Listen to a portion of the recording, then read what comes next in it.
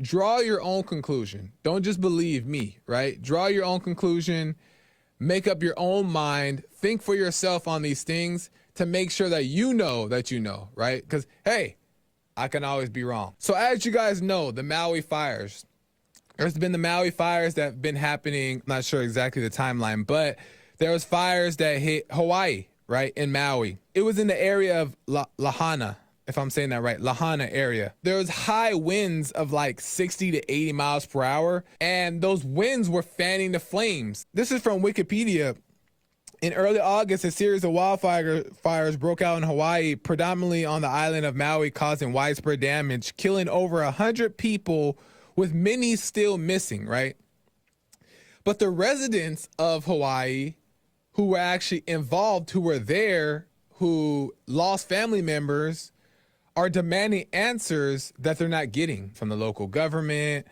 They're trying to see like what's going on. There are also things that happened during this incident that are making people question what's going on. At first I was like, it's conspiracy theory, until I started watching videos and looking at different things, and it's some interesting stuff, right?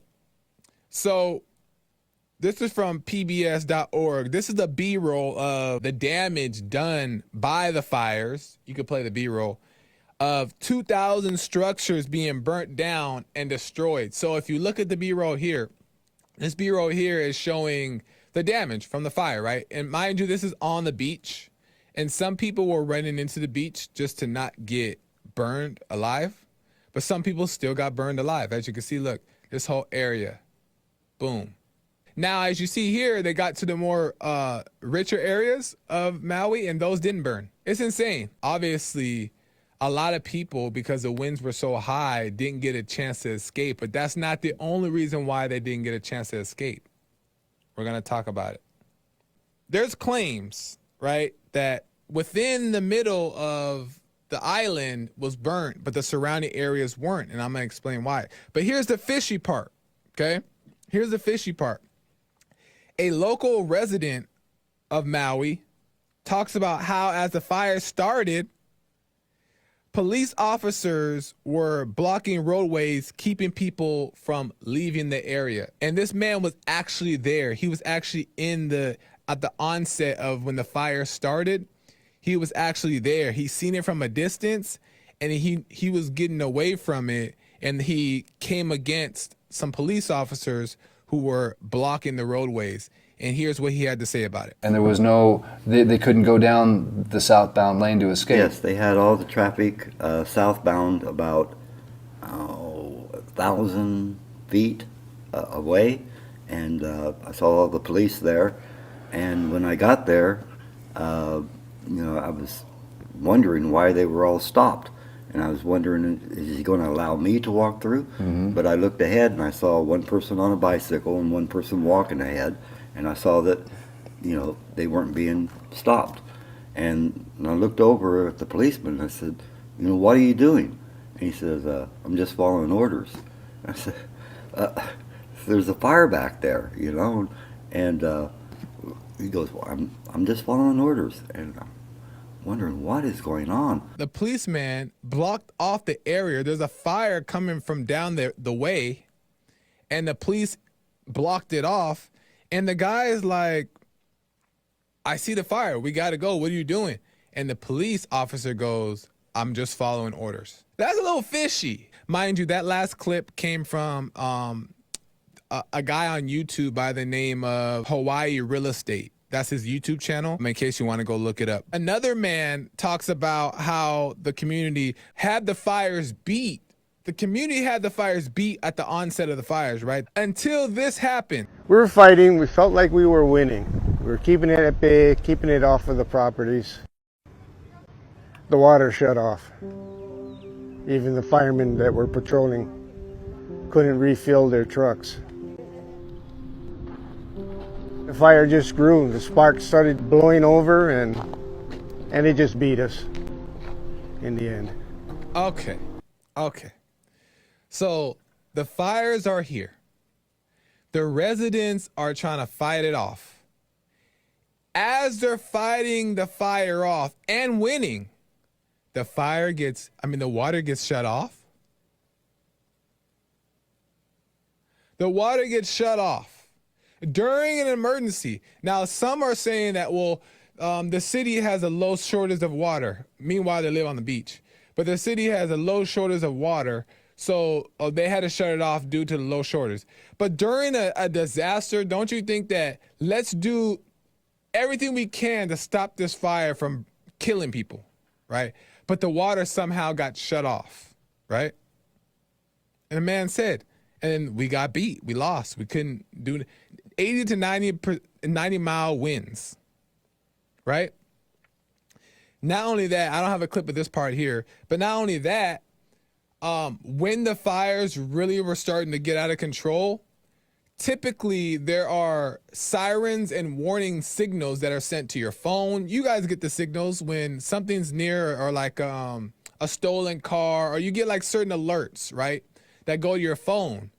There's a certain type of program that everybody has on their phones that the government has to send out to residents to let them know to evacuate, a fire's at hand, all those things, right? We have these things set up purposely for this reason.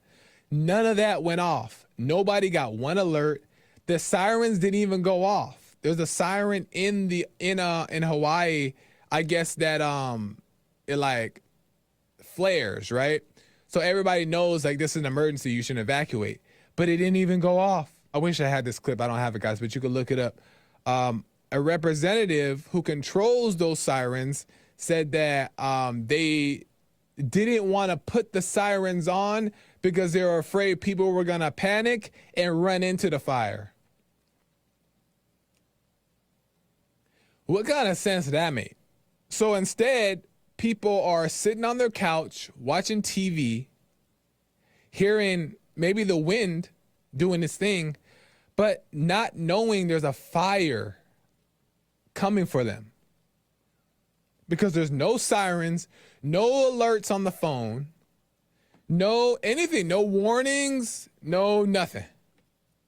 Eating a bowl of cereal, about to be burned to death. What sense does that make, right?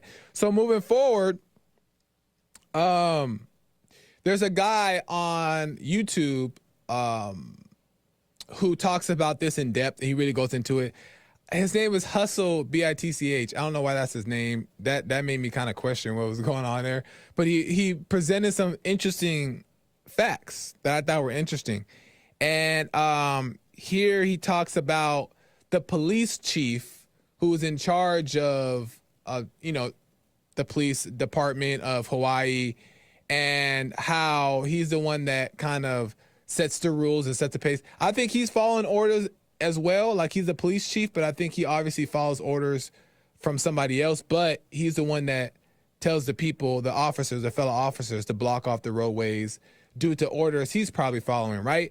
But the guy on YouTube talks about the police chief's background and his opinions about the matter. Listen to this. We've talked all week about Maui Police Chief John Pelletier. He's the guy who was in charge of the 2017 Las Vegas shooting that, to this day, still remains a mystery. The Maui Police Chief with the dark trail of controversy and bad luck around him is also the Maui coroner.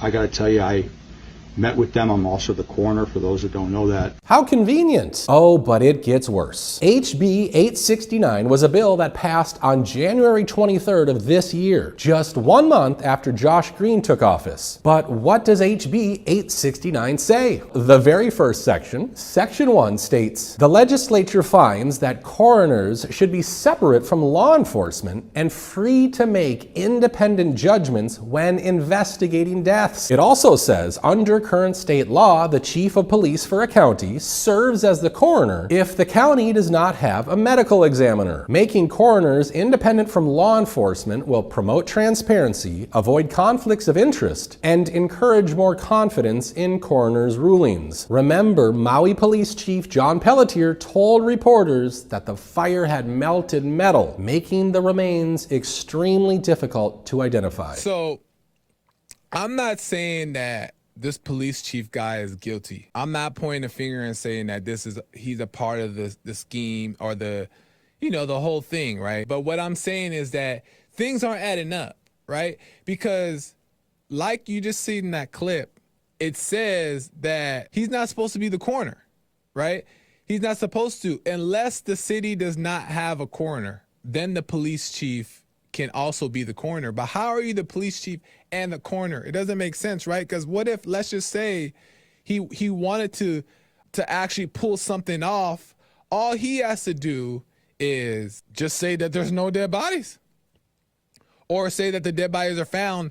They're too destroyed to make sense of what's going on. He could say anything if he's the coroner as well, right? But the purpose of having a coroner separate from the police chief, just like they said, is so they can give a transparent and subjective opinion detached from the situation. That's the purpose of the coroner, right? But the police chief is also the coroner. So that's another fishy thing to me. But I ain't no conspiracy theorist. I ain't no thing. I'm just looking at things that seem fishy.